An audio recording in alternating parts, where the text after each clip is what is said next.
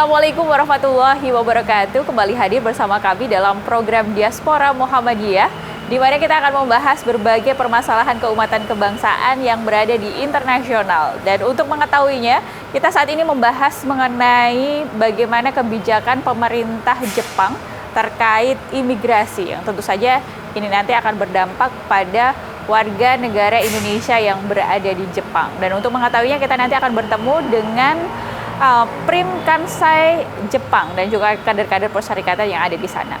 Dan untuk mengetahuinya, kita terlebih dahulu kita lihat video berikut ini.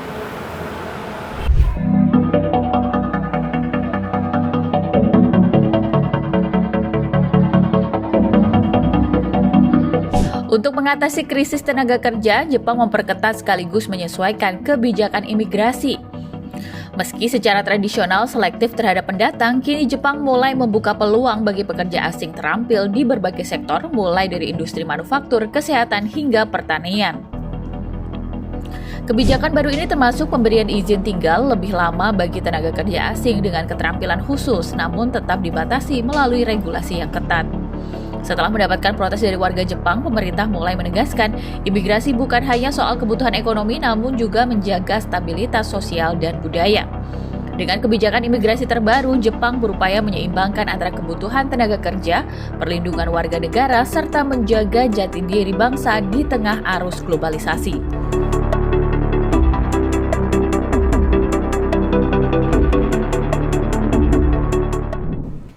Pemirsa, hari ini kita akan mengangkat sebuah isu menarik dari negeri Sakura, Jepang. Kita tahu Jepang dikenal sebagai negara maju dengan populasi yang semakin menua dengan tingkat kelahiran yang rendah. Kondisi ini membuat Jepang semakin bergantung pada tenaga kerja asing termasuk dari Indonesia. Namun baru-baru ini pemerintah Jepang mengambil kebijakan membatasi sejumlah imigran yang masuk.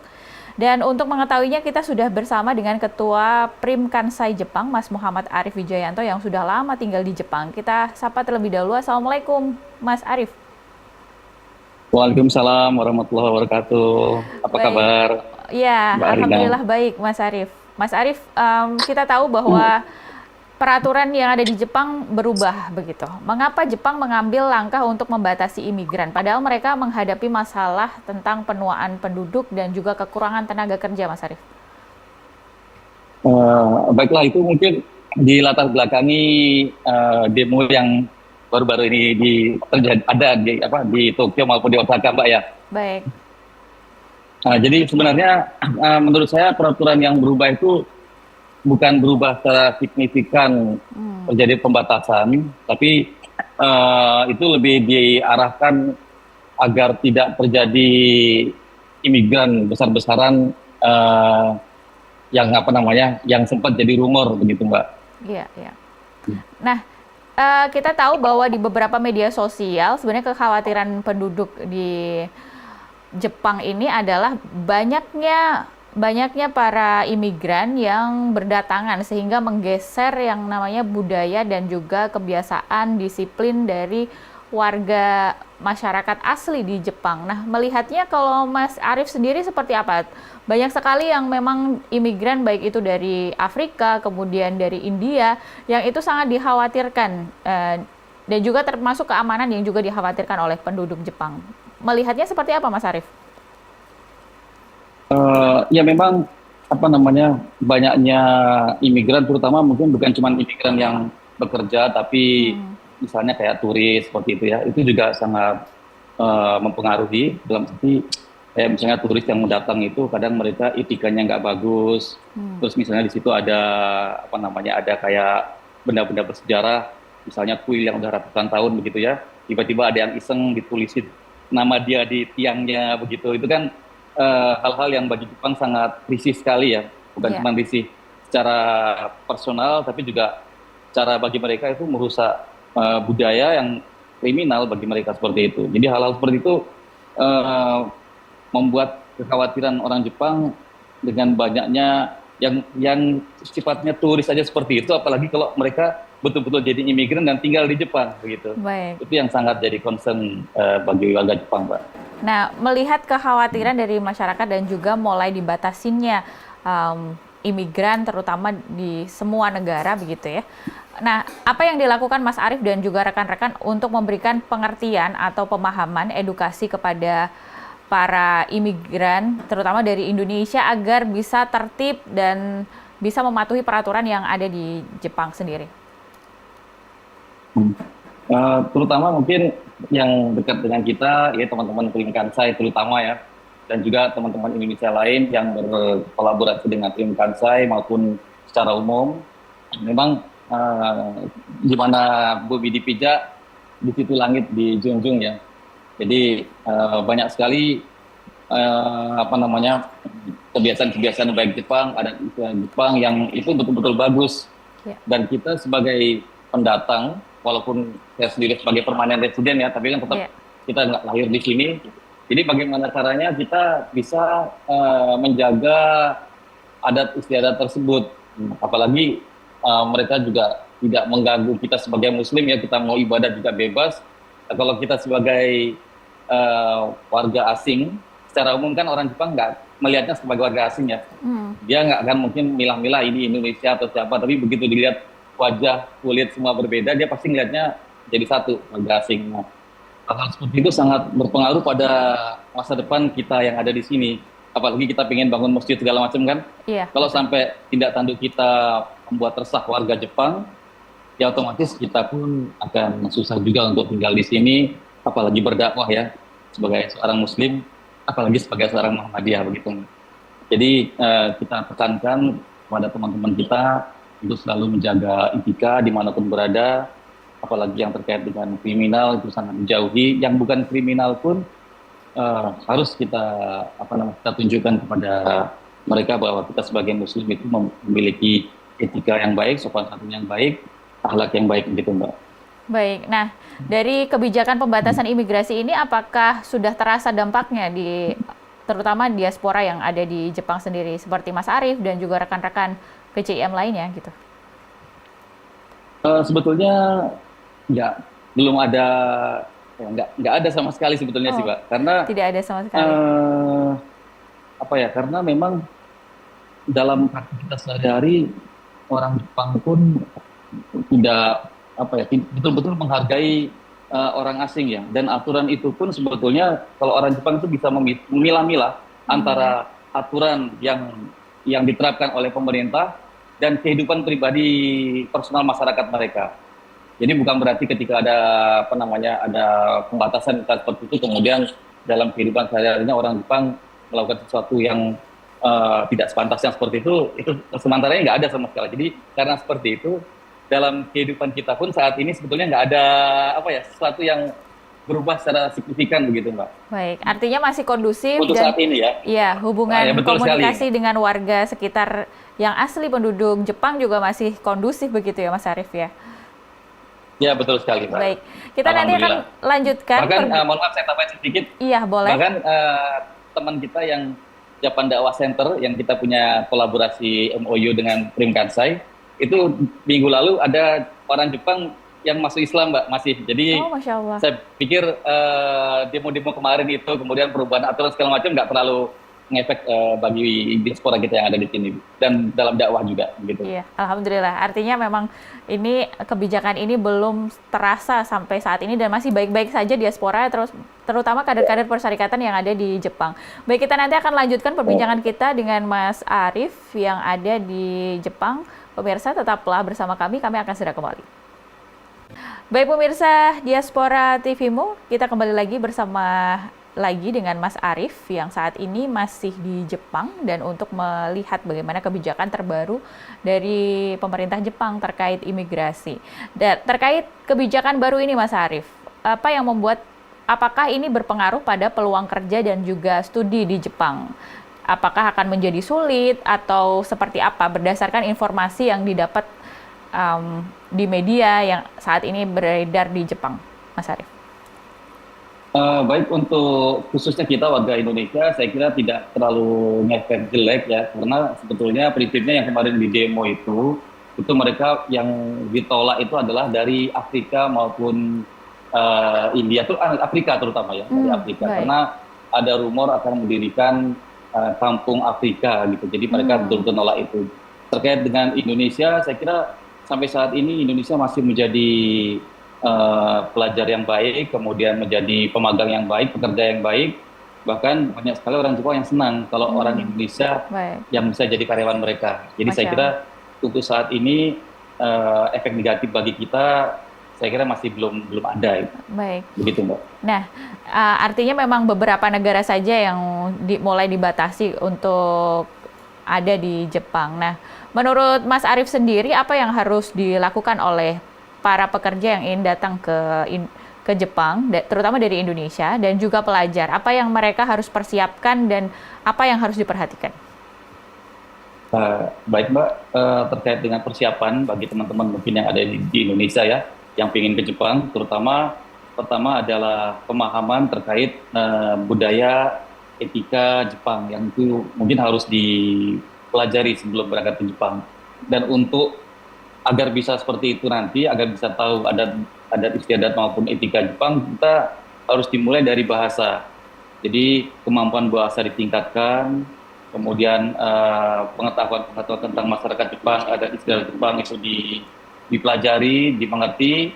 Jadi ketika sampai di Jepang itu nggak kaget. Jadi budaya di Indonesia jangan dibawa yang jelek-jelek ya, jangan dibawa ke Jepang. Atau mungkin bahkan begini, mungkin ada adat istiadat kita di Indonesia yang mungkin baik, tapi bagi di Jepang itu mungkin nggak cocok. Itu juga saya yakin pasti ada. Jadi paling tidak itu sebelum berangkat ke Jepang harus belajar banyak terkait dengan budaya Jepang, dan itu salah satunya dimulai juga dengan belajar bahasa Jepang yang baik, karena pintunya dari situ ya, dari bahasa itu. Baik.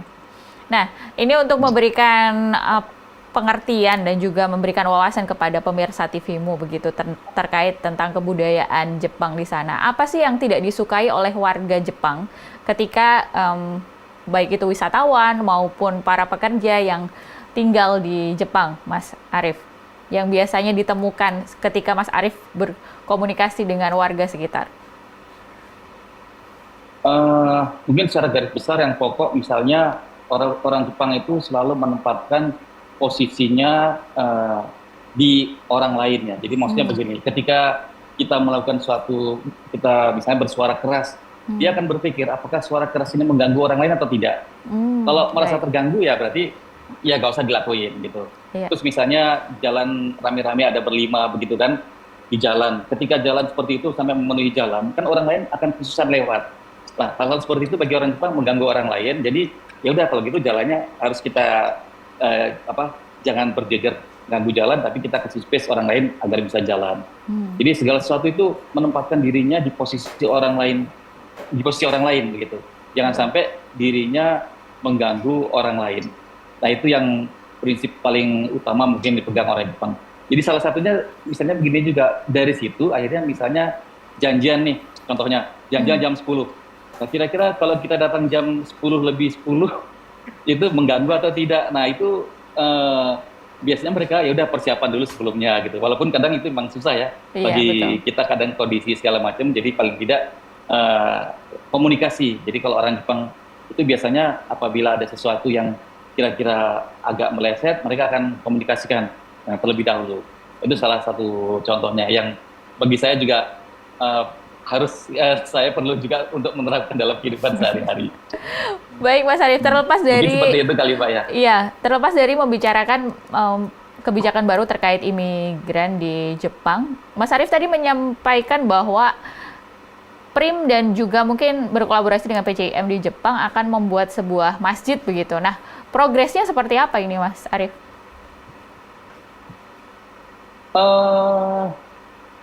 Masih ini Mbak, masih kalau yang kita sendiri masih dalam tahap pembicaraan dengan teman-teman. Terutama ini mungkin kita belum bicara dengan PCM, tapi dengan teman-teman PRIM Kansai ya. Karena kan PRIM Kansai kan di dalam PCM Mbak ya.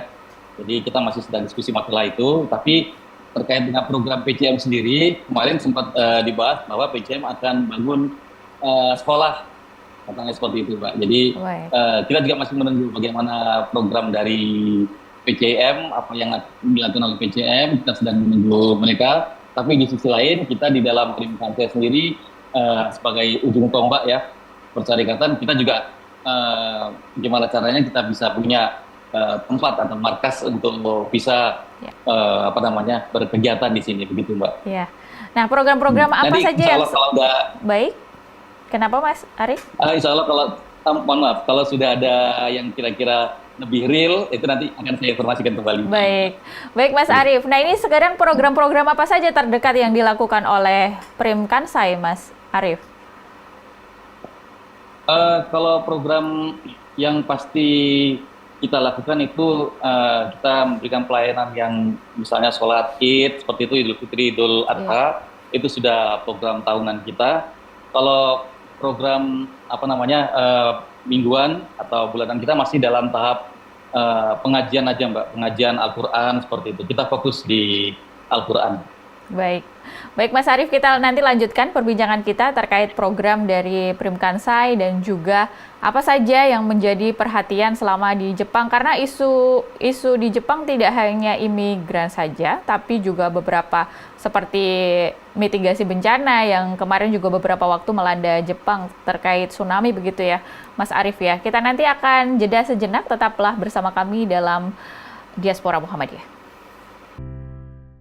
Baik pemirsa, kembali lagi bersama kami dalam Diaspora Muhammadiyah, masih bersama saya Rina Nur Rahma dan juga Ketua Prim Kansai Jepang, Mas Arief Wijayanto. Mas Arief, kita tahu bahwa Jepang itu adalah negara yang sangat tertib, sangat kondusif, dan juga sangat mencintai kebersihan begitu.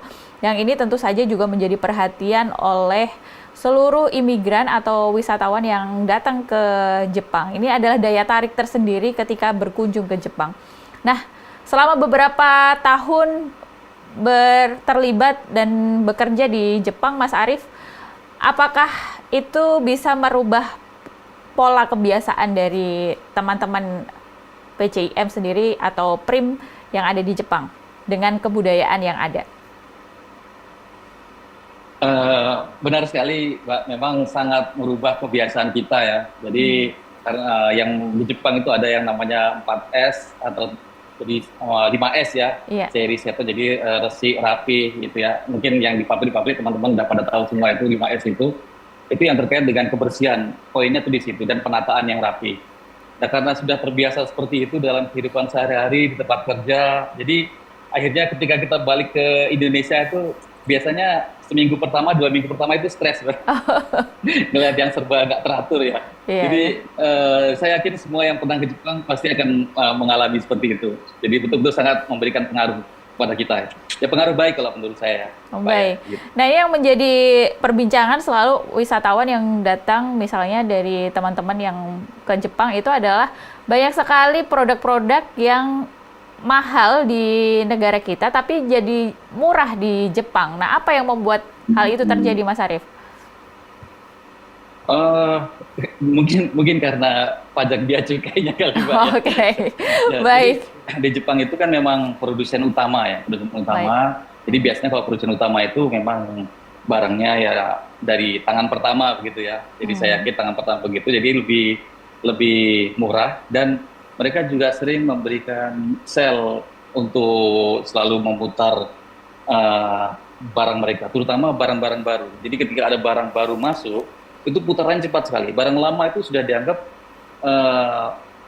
harus segera dihabiskan. Nah, itu yang membuat barang itu menjadi lebih murah. Kadang sale itu bisa sampai 70%, dan itu ketika dibawa ke Indonesia kan nggak ada diskon tuh. Jadi terasa banget perbedaan harganya ini. Terutama yang teman-teman yang biasa datang kemari itu misalnya belanja sepatu-sepatu seperti Onitsuka Tiger, seperti itu ya. Itu kalau dibandingkan dengan di Indonesia lumayan perbedaannya lumayan drastis tinggi. Nah ini artinya menjadi daya tarik tersendiri bahwa kebudayaan dan juga etos kerja para pekerja di Jepang dan juga pemerintahannya sangat menjadi magnet tersendiri dan menjadi pelajaran yang berharga untuk seluruh diaspora yang saat ini tinggal di Jepang. Nah, ada hal yang menarik lagi nggak, Mas Arief, yang bisa disampaikan terkait imigran dan juga bagaimana kebiasaan dan juga tradisi di Jepang ini yang bisa nantinya diterapkan di tanah air? Kalau menurut saya yang paling betul-betul terasa dalam kehidupan sehari-hari itu terkait dengan mungkin disiplin waktu sama kebersihan Mbak ya, itu yang Iya. sangat betul-betul dirasa bagi kita kalau di Jepang. Karena Jepang sendiri praktek untuk buang sampah dipilah-pilah, bahkan sampai PET botol itu, kita buang PET botol itu harus dilabelnya dipisah, tutupnya dipisah, baru dibuang. Buangnya pun nggak langsung dibuang gitu, tapi dipenyetin dulu biar nggak makan tempat ya, baru dibuang. Dan itu buangnya nggak setiap hari, jadi ada hari-hari tertentu di mana kita harus buang sampah tersebut. Dan kalau bukan harinya, itu nggak boleh naruh sampah di tempat pembuangan. Nah, jadi hal-hal seperti itu yang sangat berpengaruh bagi kita yang ada di sini. Dan saya yakin kalau itu diterapkan di Indonesia, itu bisa membuat Indonesia menjadi lebih bersih, dan Baik. lebih bagus lagi begitu, Mbak. Nah, kami ada video-video yang kami lihat sebelum kita berbincang dengan Mas Arief bahwa banyak sekali ikan-ikan dikonsumsi begitu, tapi tidak dimakan oleh warga Jepang. Nah, itu yang mengkonsumsi adalah warga Indonesia. Nah, itu apakah diperbolehkan di sana, Mas Arief? Kalau terkait dengan ikan ini ada begini, ada beberapa ikan yang memang bagi orang Jepang itu biasa, jadi nggak enak ya. Bagi mereka nggak enak, tapi bagi kita itu enak. Itu yang biasa sama teman-teman anak-anak pemagang itu diambil, dimakan ya. Itu seperti itu pertama. Kemudian yang kedua yang betul-betul ikan enak, itu biasa mereka dalam setahun itu ada masa bertelurnya ikan dan beranaknya ikan. Dan di masa itu dilarang mancing. Oke. Itu ada aturannya dan ada area dilarang mancing. Jadi sungai-sungai tertentu di mana ikannya itu di saat mereka bertelur, beranak, membesarkan anaknya itu nggak boleh dipancing. Dan nanti setelah lepas masa dewasa, itu ada masa dewasanya, Oke. berapa bulan, 2-3 bulan gitu. Nah itu baru di open, silakan mancing itu dibuka gitu, diperbolehkan. Jadi ikan-ikan tertentu terutama yang di sungai, yang pegunungan, itu kan airnya jernih-jernih, ikannya Betul, bagus-bagus, betul. enak-enak sekali. Iya. Itu ada pembatasan. Tapi kalau ikan yang di laut, itu nggak ada pembatasan. Jadi kapanpun kalau kita mau mancing di pinggir laut, itu bebas gitu. Kayak ikan apa namanya, ikan tongkol yang kecil-kecil, Iya. kemudian ikan gembung ya, kalau di sini namanya aji gitu. Itu kita dibebaskan mancing. Dan biasa teman-teman Sabtu Minggu hiburannya mancing, Pak, Oke. di pinggir laut. Karena kalau di hutan di hutan, Di di sungai, sungai. di gunung itu kan ada pembatasan ya. Jadi kita agak sulit kan, karena seperti itu. Jadi ya udah, yang paling aman di laut. Jadi kita makannya di laut, mancingnya di laut. Nah, Artinya begitu kurang lebih, Mbak. ada Kalau mungkin yang barusan disampaikan itu ya. mungkin ikan ini ya, ikan di sungai besar. Jadi ada sungai besar. Bagi orang Jepang itu memang nggak terlalu nyaman ikannya gitu. Jadi Baik. dilepas begitu aja. Baik, artinya memang pemerintah Jepang sendiri juga memiliki peraturan yang ketat terhadap bagaimana lingkungan dan menjaga sungai, menjaga ekosistem di dalamnya, yang ini juga harus menjadi perhatian oleh para imigran atau wisatawan yang akan datang ke Jepang begitu ya, Mas Arief ya. Nah, singkat saja Ya, Mas Arief, betul apa sekali. harapan dan juga pesan untuk seluruh kader persyarikatan yang baik itu yang akan datang ke Jepang maupun yang saat ini berada di Jepang? Mungkin pesan saya ini, Mbak ya, seperti yang tadi saya sampaikan, di mana bumi dipijak, di situ langit kita junjung.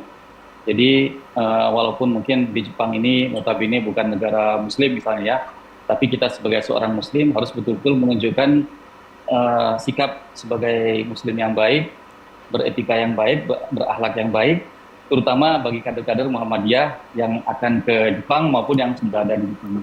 Baik. Mungkin seperti itu, Mbak ya. Ya, terima kasih Mas Arief. Salam untuk seluruh kader-kader persyarikatan yang sedang belajar maupun yang sedang bekerja di Jepang. Semoga Mas Arief dalam lindungan Allah Subhanahu wa Ta'ala dan selalu sehat selalu untuk memberikan informasi kabar-kabar dari Jepang. Baik pemirsa, itu tadi perbincangan saya dengan Mas Arief Wijayanto selaku Ketua Primkansai Jepang. Baik pemirsa, itu tadi perbincangan saya dengan Ketua Primkansai Jepang, menandakan berakhirnya perbincangan kita pada kesempatan kali ini.